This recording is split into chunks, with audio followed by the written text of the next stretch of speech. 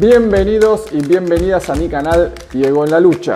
¿Se han preguntado por qué con 7.000 millones de habitantes el mundo sigue bajo el dominio de unas pocas familias poderosas que representan menos del 1% de la población mundial? ¿Por qué sigue creciendo la explotación y la pobreza y las fortunas de los multimillonarios explotadores y saqueadores siguen creciendo a expensas de grandes masas de seres humanos marginados? Ya no estamos en un régimen esclavista o bajo el poder de una monarquía absoluta que elige lo que se hace y cómo se hace. Se supone que estamos en democracia, ¿no? Supuestamente tenemos libre albedrío. ¿Entonces quiere decir que escogemos esta realidad por voluntad propia? Es la pregunta. Uno de los fenómenos más sorprendentes en este sentido son los latinos que votaron y defienden a Donald Trump, a pesar de que este señor es uno de los hombres que representan las ideas más racistas y clasistas de Estados Unidos. Eso nadie me lo puede negar.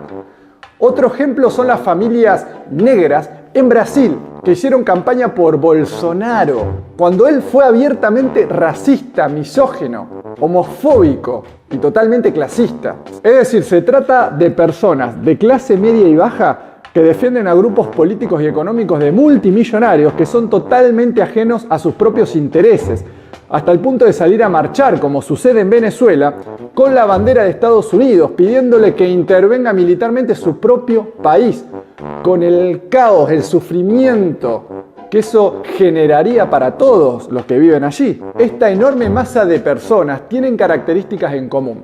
Una de ellas es lo extremadamente manipulables que son. Basta un titular en un periódico o en un canal de noticias para que reaccionen emocionalmente, sin siquiera ponerse a pensar si es verdad o no lo que están viendo o escuchando, o simplemente cuestionarlo. Y esto no tiene que ver exclusivamente o específicamente con el nivel de estudios, porque vemos también en ese grupo de personas gente que tienen título universitario. Un término que puede explicar este tipo de comportamientos en estas personas viene de la psicología y es el de disociación psicótica. Seguramente lo han escuchado o visto por las redes sociales. Se trata de un desorden mental en que la persona se distancia de la realidad y se convence a sí misma de que la realidad, escuchen esto, la realidad que vive es otra que únicamente está en su mente sin lograr conciencia de esto. Es decir, a través de factores políticos y mediáticos, estos grupos de personas son manipulados y se convencen, por ejemplo,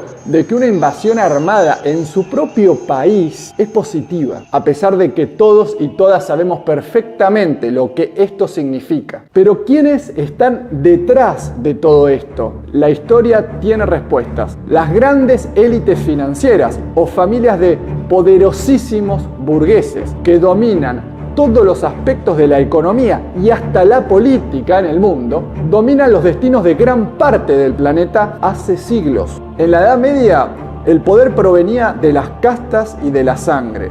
Era un poder divino. Luego de la Revolución Francesa, la burguesía dio un duro golpe y se abrió camino, imponiéndose al poder a través del dinero y siendo el liberalismo su bandera. El liberalismo demandaba libertad para el individuo, ya que en la Edad Media no existía ni siquiera la vida privada. Pero esa libertad que demandaba el liberalismo es la de la burguesía, para apoderarse de todo y explotar al ser humano hasta límites inimaginables y así obtener ganancias exorbitantes. Fíjense en este ejemplo que encontré leyendo un libro de historia.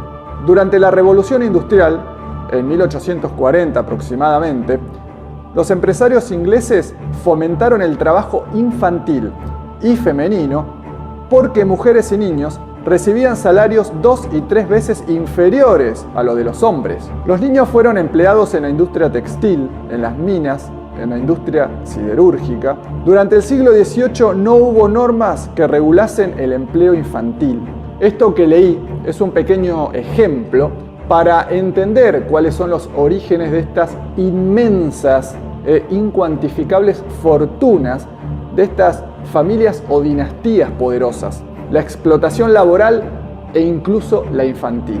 Se nos dice que a partir de la Revolución Industrial entramos en el periodo de la economía de la abundancia, es bastante irónico porque se producía de todo, sí, una producción en masa sin precedentes gracias a la invención de la máquina.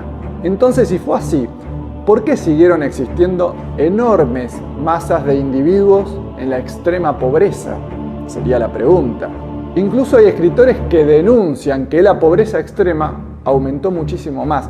¿Por qué si ahora podemos producir más alimento y más medicamentos, sigue habiendo gente que muere por falta de comida y acceso a la salud? Simplemente porque la abundancia no es para la mayoría, es para unos pocos que puedan pagar por ella. Mientras por otra parte nos convencen de cuánta cosa les conviene según sus intereses, como por ejemplo que la cuarentena es nociva para la población, cuando todos sabemos que es una medida de protección en salud pública y claramente se toma cuando la situación es alarmante, como ahora con el coronavirus. Ya que venimos hablando de la mediática, de la burguesía, del enorme poder y lo manipulable que somos todos nosotros a ese poder de estas dinastías tan poderosas, ¿sabías que tan solo 8 grandes corporaciones controlan más del 80% de medios de comunicación del planeta? ¿Escucharon esto? Y además de eso producen y distribuyen esos contenidos. ¿Sabían eso? Estas corporaciones son, y presten atención, Disney, Time Warner, AT&T, Sony, New Group, General Electric y Viacom. Fíjense ustedes, y acá yo anoté algo para que presten atención.